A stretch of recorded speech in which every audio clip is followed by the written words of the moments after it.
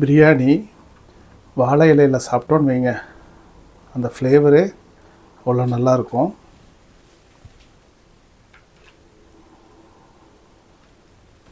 இது கூட வெள்ளரிக்காய் தயிர் பச்சடி,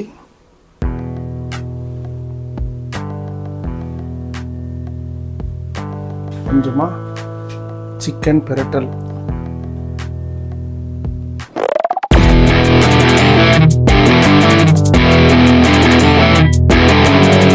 வணக்கம் உறவுகளே, வெல்கம் டு யூகே சோழன் தமிழன். நான் உங்கள் ஷெஃப் ரமேஷ். எல்லோரும் எப்படி இருக்கீங்க? எல்லாம் சூப்பராக இருப்பீங்கன்னு சொல்லி நான் நம்புகிறேன்.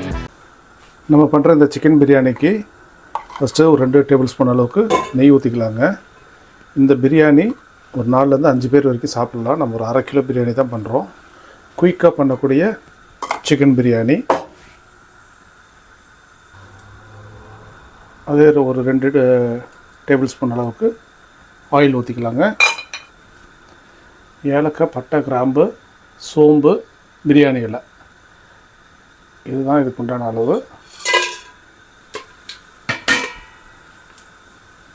ஒரு 4 வெங்காயம் ஸ்லைஸ் பண்ணி வச்சுருக்குறேங்க. ஒரு 3 பச்சை மிளகாய். சால்ட் கொஞ்சமாக போட்டுக்கலாங்க. இந்த ஆனியனு குயிக்காக ஃப்ரை ஆகிடும். நான் புதினாவும் கொத்தமல்லியும் தனித்தனியாக ஒவ்வொரு கைப்பிடி அளவுக்கு ஃபைன் சாப் பண்ணி வச்சுருக்கிறேன். இந்த ஆனியன் வதங்கும் போது கொஞ்சம் புதினாவும் கொஞ்சோண்டு கொத்தமல்லியும் சேர்த்துக்குங்க. இந்த ஆனியன் கூட நல்லா அந்த ஃப்ளேவரு சூப்பராக கொடுக்கும். அதுக்காக தான். ஆனியன் நல்லா ப்ரௌன் ஆகிடுச்சுங்க. இதில் நம்ம ஒரு 2 டேபிள் ஸ்பூன் அளவுக்கு இஞ்சி பூண்டு சேர்த்துக்கலாம். இந்த இஞ்சி பூண்டு நல்லா ஃப்ரை பண்ணிவிடுங்க இந்த ஆனியன் கூட சேர்த்து. அப்போ தான் அந்த பச்சை வாடையெல்லாம் போகும். 2 பெரிய சைஸ் தக்காளி ஸ்லைஸ் பண்ணி வச்சுருக்குறேங்க, அதை சேர்த்துக்கலாம். இப்போ நம்ம இதில் மசாலா சேர்த்துக்கலாங்க. ஒரு 1/4 டீஸ்பூன் அளவுக்கு மஞ்சள்தூள் சேர்க்குறேன். இதில் 1 டீஸ்பூன் அளவுக்கு மல்லித்தூள், 1 டீஸ்பூன் அளவுக்கு பிரியாணி மசாலாங்க. இது தனியாக பவுட்ரு பண்ணி வச்சுருக்கிறேன் நான் பிரியாணிக்காகவே. இந்த ஸ்டேஜில் ஒரு 2 டேபிள் ஸ்பூன் அளவுக்கு தயிர் சேர்த்துக்குங்க.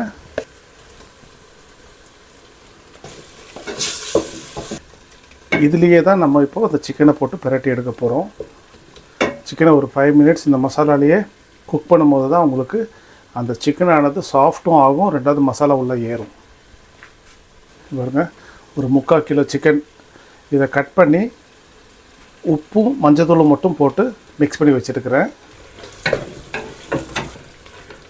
இப்போ இதுலேயே ஒரு 5 நிமிஷம் நல்லா வேக விடலாம். ஒரு பரட்டி விடலாங்க.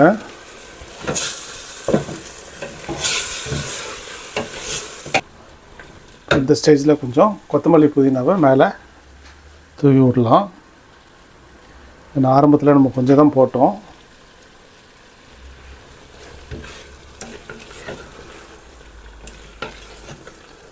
நம்ம இதில் காரமே அதிகமாக சேர்க்கலைங்க. வெறும் அந்த பச்சை மிளகா ஒரு 3 பச்சை மிளகா போட்டோம் இல்லைங்களா, அது மட்டும்தான். ஏன்னா இந்த ஸ்பைசஸ் நம்ம அந்த கரம் மசாலா பவுட்ரு போட்டோம் இல்லைங்களா, பிரியாணி மசாலா பவுட்ரு, அதுலேயே தேவைப்பட்ட அளவுக்கு காரமும் இருக்குது. அந்த பச்சை மிளகா காரமே போதுமானது. எக்ஸ்ட்ரா மிளகாத்தூளெல்லாம் எதுவும் போட வேண்டாம். அதில் நம்ம இப்போ தண்ணி ஊற்ற ஆரம்பிச்சிடலாங்க. பாருங்கள், இந்த தண்ணி எல்லாம் நல்லா வற்றிடுச்சு. இந்த சிக்கனில் தண்ணி இருக்கும், அது ஃபுல்லாக நம்ம ட்ரை பண்ணிட்டோம். இப்போ கரெக்டாக நம்ம கலந்து தண்ணி ஊற்றிக்கலாம். நம்ம 1/2 கிலோ ரைஸ் போட்டிருக்குறோம் இல்லைங்களா, 1/2 கிலோ ரைஸுக்கு 3 கப்பு தண்ணி. இதில் மோஸ்ட்லி சுடுதண்ணி வச்சுட்டு ஊற்றுங்க, பச்சை தண்ணி ஊற்றாதீங்க. சுடுதண்ணி வச்சு ஊற்றுனீங்கன்னா தான் நமக்கு அந்த சிக்கன் வந்து அகெயின் சாஃப்டாக இருக்கும். ஸோ 3 கப்பு தண்ணி கரெக்டாக இருக்கும் இதுக்கு, 1/2 கிலோ ரைஸ்க்கு. இந்த சைஸில் நல்லா மிக்ஸ் பண்ணி விட்டுட்டு சால்ட் மட்டும் செக் பண்ணிக்கோங்க. சால்ட் கொஞ்சம் போடலாம். நான் ஆரம்பத்தில் ஆனியன் ஃப்ரை பண்ணும்போது கொஞ்சம் சால்ட் போட்டிருந்தேன். அதுக்கப்புறம் சிக்கனை மேரினேட் பண்ணி வச்சுருந்தேன் இல்லைங்களா, அந்த மஞ்சத்தூளும் உப்பும் போட்டு அப்போ கொஞ்சம் சால்ட் போட்டிருந்தேன். இப்போ நமக்கு கொஞ்சம் சால்ட் தேவைப்படுது, போட்டுக்கலாம். ஒரு 1/2 டீஸ்பூன் சால்ட்டு கரெக்டாக இருக்கும். நம்ம இந்த பிரியாணி ப்ராசஸ் ஸ்டார்ட் பண்ணுறதுக்கு முன்னாடியே ஒரு 10 நிமிஷத்துக்கு முன்னாடி ரைஸை நல்லா அலசி ஊற வச்சுருந்தாங்க. இப்போ தண்ணி ஃபுல்லாக நல்லா வடிகட்டியாச்சு. இப்போ இந்த ரைஸை நம்ம இதில் போட்டுடலாம். கரெக்டாக 1/2 கிலோங்க அந்த ரைஸு.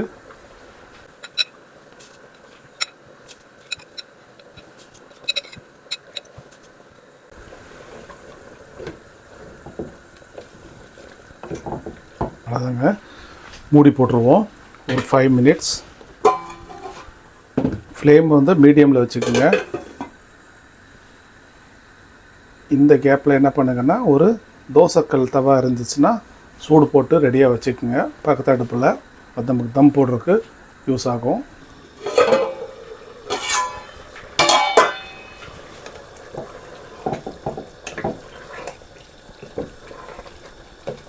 உங்கள் தண்ணியெல்லாம் சுண்ட ஆரம்பிச்சிருச்சு. அவ்வளோதான், பிரியாணி ஆல்மோஸ்ட் ரெடி ஆகிடுச்சு. நம்ம இப்போது இன்னொரு 2-3 மினிட்ஸில் தம் போட்டுடலாம். ஓப்பன் பண்ணிவிடுவாங்க.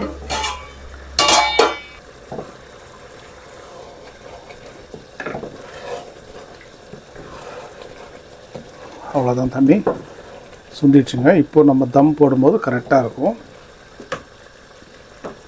இந்த ஸ்டேஜில் நம்மள்கிட்ட மீதி இருக்கிற அந்த கொத்தமல்லி புதினா கொஞ்சமாக வச்சுருக்குறோம் இல்லைங்களா, அதை மேலே போட்டுடலாம்.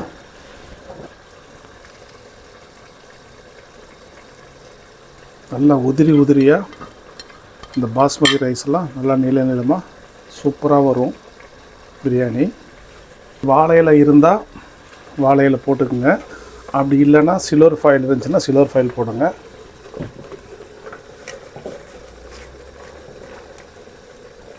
அவ்வளோதாங்க.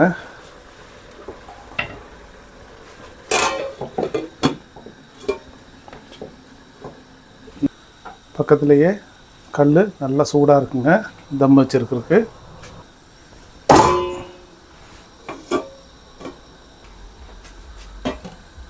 வெயிட் வச்சுருங்க. ஒரு 10 நிமிஷம் தம் ஆச்சுன்னா போதும். கரெக்டாக 10 நிமிஷம் கழிச்சு ஆஃப் பண்ணிட்டாங்க.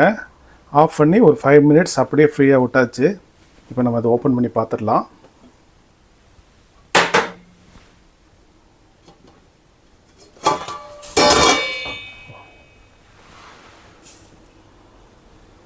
ஸ்டீம் ஆகி அந்த தண்ணியெல்லாம் இலையில் கொட்டியிருக்கு பாருங்கள். பாருங்கள் ரைஸ் எல்லாம் நம்ம சொன்னோம் இல்லைங்களா, நல்லா நீட்டமாக வரும்னு சொல்லிட்டு பாஸ்மதி ரைஸ் எல்லாம் அப்படியே ஃபுல்லாக குழையவே இல்லை, நல்லா நீட்டமாக வந்திருக்கு. அப்படியே கிண்டி விட்டுறலாம்.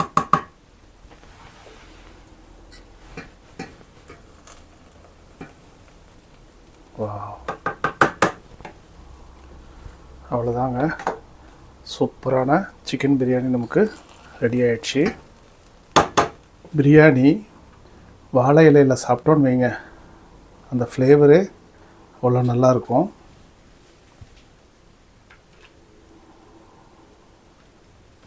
இது கூட வெள்ளரிக்காய் தயிர் பச்சடி,